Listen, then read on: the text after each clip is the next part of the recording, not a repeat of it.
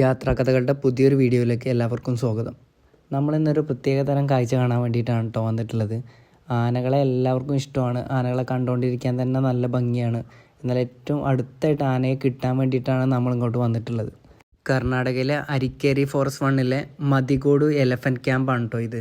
നമുക്കിവിടെ വന്ന് ഇവിടെ കാണണമെങ്കിൽ നമ്മൾ ഇവിടുന്ന് ആദ്യമായിട്ട് 100 രൂപയുടെ ഒരു ടിക്കറ്റ് എടുക്കണം. 100 രൂപയ്ക്ക് ഈ ടിക്കറ്റ് വേർത്താണോ എന്ന് ചോദിച്ചാൽ ആനകളെ ഇഷ്ടപ്പെടുന്ന ആൾക്കാർക്കാണെങ്കിൽ നല്ല വർത്താണ്. കാരണം ആനകളുടെ ഒരുപാട് ആക്ടിവിറ്റി നമുക്ക് ഇവിടുന്ന് കാണാനാകും. നമ്മളിങ്ങോട്ട് കയറുമ്പോൾ തന്നെ ഇവിടെ ഓരോ ബോർഡുകളിലായിട്ട് ഓരോ ആനകളുടെ പേരും വെയിറ്റും അവരുടെ നീളവും ഹൈറ്റും എല്ലാം ഇവർ എഴുതി വെച്ചിട്ടുണ്ട് കേട്ടോ. നമ്മൾ ഫസ്റ്റ് കാണുന്ന ഏകലവ്യക്ക് 39 വയസ്സും 4150 കിലോഗ്രാം ഭാരമുണ്ട്. രണ്ടാമത് കാണുന്ന അഭിമന്യുക്ക് 58 വയസ്സും 5000 കിലോഗ്രാം ഭാരമുണ്ട് കേട്ടോ അവന്. പിന്നെ വരുന്നത് നമ്മുടെ മഹേന്ദ്രയാണ്. മഹേന്ദ്രക്ക് 41 വയസ്സും 4800 കിലോഗ്രാം ഭാരമുണ്ട്. ഏകലവ്യക്കാണെങ്കിലോ 39 വയസ്സും 4150 കിലോഗ്രാം ഭാരമുണ്ട്.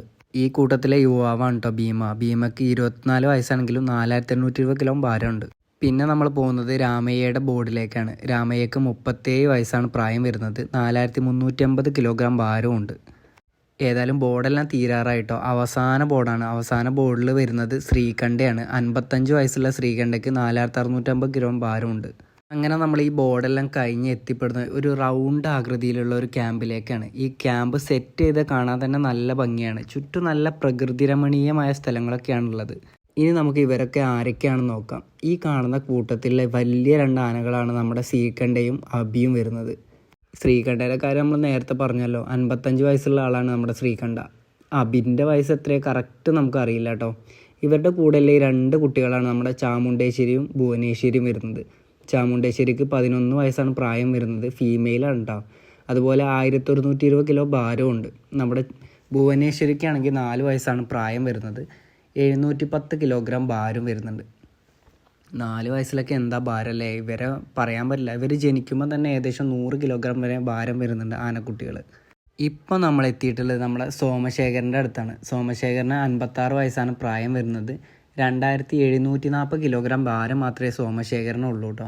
കാരണം ബാക്കിയുള്ളവർക്കൊക്കെ 24 വയസ്സിലൊക്കെ എത്രയാണ് ഭാരം. ഇവന് പറ്റ വയസ്സായിട്ടുണ്ട് കേട്ടോ. വയസ്സായതുകൊണ്ടാണ് ഇവന് ഇത്ര ഭാരം കുറഞ്ഞിട്ട് വരുന്നത്. ഏകദേശം ആനകൾ 60 വയസ്സ് വരെയൊക്കെയാണ് ജീവിക്കാറുള്ളത്. കുറച്ച് നേരം നമ്മൾ ഈ സോമശേഖരനെ നോക്കി നിന്നു കേട്ടോ. സോമശേഖരന് ഇവിടെ ആഹാരം കൊടുക്കുന്നുണ്ട്. ആഹാരം കൊടുക്കുന്നത് എങ്ങനെയാണെന്ന് വെച്ചാൽ നമ്മുടെ വൈക്കോലിൻ്റെ ഉള്ളിൽ ഗോതമ്പ് നിറച്ചിട്ടാണ് നമ്മുടെ സോമശേഖരന് കൊടുക്കുന്നത്. സോമശേഖരൻ്റെ തൊട്ടടുത്ത് നിൽക്കുന്ന ഈ ആനയാണ് കേട്ടോ പാർത്ത എന്ന പേര് കേട്ടപ്പോൾ ഞാൻ ആദ്യം ലേഡി ആനയാണെന്നാണ് വിചാരിച്ചത്. പക്ഷേ പാർത്തക്ക് നല്ല കിടിലം കൊമ്പുണ്ട്. നല്ല 1.5 മെയിലാന തന്നെയാണ് കേട്ടോ പാർത്തൻ്റെ വെയിറ്റ് ഒന്നും ഇവിടെ വെച്ച് എഴുതിയത് കണ്ടില്ല കേട്ടോ. അതുകൊണ്ടാണ് പാർത്തൻ്റെ അങ്ങനത്തെ കാര്യങ്ങളൊന്നും പറയാൻ പറ്റാത്തത്. പാർത്തയും ഇവിടെ ഭക്ഷണം കഴിക്കാനുള്ള പരിപാടിയാണ്. പക്ഷേ പാർത്തയെ കണ്ടാൽ തന്നെ നമുക്കറിയാം ഏകദേശം 4500 കിലോഗ്രാം ഭാരമുണ്ട്. നമ്മുടെ പാർത്തയെ കണ്ട ശേഷം നമ്മൾ നേരെ വരുന്നത് അശോകയുടെ അടുത്തേക്കാണ്. അശോകക്ക് 53 വയസ്സാണ് പ്രായം വരുന്നത്. അതുപോലെ 3700 കിലോഗ്രാം ഭാരം വരുന്നുണ്ട് കേട്ടോ. അശോകക്കും വയസ്സായി തുടങ്ങിയിട്ടുണ്ട്. ഏകദേശം 60-70 വയസ്സ് വരെയൊക്കെയല്ലേ ഇവർ ജീവിക്കുള്ളൂ. അതുകൊണ്ട് തന്നെ അശോകൻ്റെ മുഖത്തും നല്ല ക്ഷീണമുണ്ട് കേട്ടോ. ഇപ്പോൾ എല്ലാവരും ഫുഡ് കഴിക്കുന്ന സമയമാണ്. അതുകൊണ്ട് എല്ലാവരും ഫുഡ് കഴിച്ചുകൊണ്ടിരിക്കുകയാണ്. അശോകയും അതുപോലെ ഫുഡ് കഴിച്ച് ഒന്ന് റെസ്റ്റ് എടുക്കുന്ന സമയമാണിത്. നമ്മൾ ഈ ലോങ് വ്യൂ കാണുന്നത് നമ്മൾ ആദ്യം കണ്ട നമ്മുടെ അഭിയും ശ്രീകണ്ഠയാണ് കേട്ടോ. അവരുടെ കൂടെ ഉള്ളത് ചാമുണ്ടേശ്വരിയും ഭുവനേശ്വരിയൊക്കെയാണ്. അവരെ ഇവിടുന്ന് കാണാൻ നല്ല ഭംഗിയുണ്ടായിരുന്നു. അവർ കളിക്കുന്ന ഓരോ കളികളും അവരുടെ ഓരോ കാഴ്ചകളും വളരെ നല്ല ഭംഗി തന്നെ ഉണ്ടായിരുന്നു. ഇപ്പോൾ കുറച്ച് ദൂരം ലോങ്ങൊന്നും ഞാൻ ഇവരെ തന്നെ നോക്കി വന്നു കേട്ടോ. ഇവിടെ കണ്ടതിൽ എനിക്ക് ഏറ്റവും അട്രാക്റ്റീവായിട്ട് ഈ ഒരു ഫാമിലിനെയാണ് എനിക്ക് തോന്നിയത്. ഇവർ പരസ്പരം ഫാമിലി ആണോന്നൊന്നും അറിയില്ല. അങ്ങനെ ഇവരുടെ കാഴ്ചകളൊക്കെ കണ്ട് ഈ പ്രകൃതിയെല്ലാം കണ്ട് ഇവിടെ ആളുകളെയൊക്കെ നോക്കി അങ്ങ് ദൂരെ ഒരാൾ ഇരിക്കുന്നുണ്ട്. ഇരിക്കല്ല കേട്ടോ, നിൽക്കുകയാണ് ചെയ്യുന്നത്. ഇദ്ദേഹത്തിൻ്റെ അടുത്താണ് ഈ കാണുന്ന ആളുകളെല്ലാം ഉള്ളത്. ഇവൻ ആളൊരു പൊളിയാണ്. എല്ലാവരും ഇവൻ്റെ അടുത്ത് വന്ന് നിൽക്കുന്നുണ്ട്, ഫോട്ടോസ് എടുക്കുന്നുണ്ട്. ഇവന് യാതൊരു മടിയോ ഒരു പ്രശ്നം ഇവൻ ഉണ്ടാക്കുന്നില്ല. അവൻ നല്ല രീതിയിൽ അവർക്ക് നിന്ന് കൊടുക്കുന്നുണ്ട്. അങ്ങനെ എല്ലാവരും നല്ല സന്തോഷത്തിലാണ് ഇവൻ്റെ കൂടെ നിൽക്കുമ്പോൾ. ഇവൻ വളരെ നല്ല ആക്റ്റീവായിട്ടുള്ളൊരു ആന തന്നെയാണ്.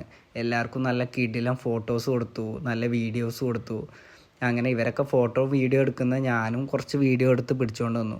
എന്നാലും അവന് ഒരു മടിയില്ലാണ്ട് എത്ര നന്നായിട്ടാണ് അവൻ വീഡിയോ എടുക്കാൻ നിന്ന് കൊടുത്തതെന്ന് കണ്ടപ്പോൾ ഒരു അത്ഭുതം തന്നെയാണ് തോന്നിയത്.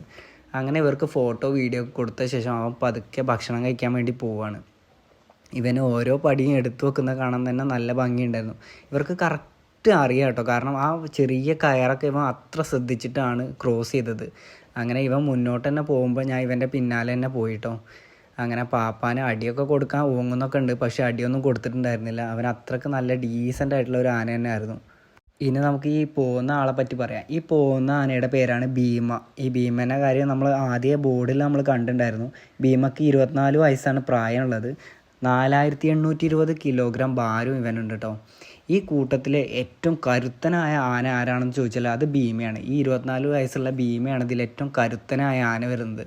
അങ്ങനെ പതുക്കെ ഭക്ഷണം കഴിക്കാനുള്ള സ്ഥലത്തെത്തിയിട്ടോ നമ്മുടെ ഭീമ അങ്ങനെ അവിടുന്ന് ഇവർ തരുന്ന ഭക്ഷണമൊക്കെ കഴിക്കുന്നുണ്ട്. ഭീമക്കായിട്ട് കൊണ്ടുവരുന്നതാണ് ഈ വൈക്കോലെല്ലാം.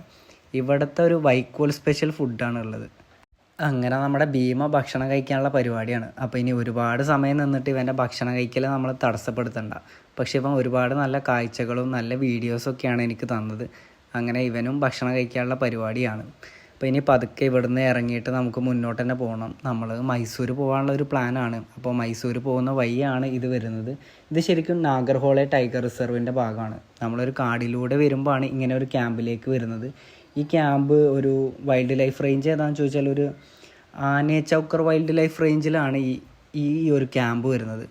അങ്ങനെ വീണ്ടും ഇവിടെ പിന്നിലും ഒരുപാട് ആനകളുടെ പേര് എഴുതി വെച്ചിട്ടുണ്ട് കേട്ടോ. അങ്ങനെ ഇവരുടെ പേരൊന്നും ഞാൻ എടുത്ത് പറയുന്നില്ല, നിങ്ങൾക്ക് ഇവിടെ വന്നാൽ കാണാം. കാരണം അത്രയധികം ആനകളുടെ ഡീറ്റെയിൽസ് ഇതിൽ എഴുതി വെച്ചിട്ടുണ്ട്. ഈ മുൻഭാഗത്തും പിൻഭാഗത്തൊക്കെ ആയിട്ട് ആനകളുടെ ഡീറ്റെയിൽസാണ്. അങ്ങനെ ഓരോരുത്തരും അത് വായിച്ചിട്ടൊക്കെയാണ് പുറത്തേക്ക് പോകുന്നത്. അങ്ങനെ ഇവിടെ വരുമ്പോൾ നമുക്ക് ആനകളുടെ ഒരുപാട് അറിവുകളൊക്കെ കിട്ടും കേട്ടോ. ഇത്തരം ഒരു ആന ക്യാമ്പിലേക്ക് ഞാൻ ഫസ്റ്റായിട്ടാണ് കയറുന്നത്. അതുപോലെ തന്നെ ഇവിടുത്തെ ഓരോ ആനകളെയും ഞാൻ നല്ല ഡീറ്റെയിൽസ് ആയിട്ട് നോക്കി വാച്ച് ചെയ്തു. ആനകളെ കണ്ടപ്പോൾ എനിക്ക് കിട്ടിയൊരു സന്തോഷം വേറെ ലെവൽ തന്നെയാണ്. മറ്റൊരു ജീവിക്കും തരാൻ കഴിയാത്തൊരു സ്പെഷ്യൽ കാര്യം നമുക്ക് ആനക്ക് തരാൻ പറ്റുന്നുണ്ട്. അത് എന്താണെന്നൊക്കെ ചോദിച്ചാൽ കറക്റ്റ് എനിക്ക് പറയാനൊന്നും അറിയില്ല കേട്ടോ. പക്ഷേ ആനയെ കണ്ടപ്പോൾ ഞാൻ വളരെ നല്ല ഹാപ്പിയായി. ഞാൻ എപ്പോഴും ആനയെ കാണുമ്പോൾ ഇതുപോലെ തന്നെയാണ് ഉണ്ടാവാറുള്ളത്. നമ്മൾ കാട്ടിലൂടെയൊക്കെ കാണുമ്പോൾ വേറെ സ്പെഷ്യലാണ് ആന. അങ്ങനെ ആനകളുടെ കാഴ്ചയൊക്കെ കണ്ട് ഞാൻ ഇവിടുന്ന് പോവുകയാണ്.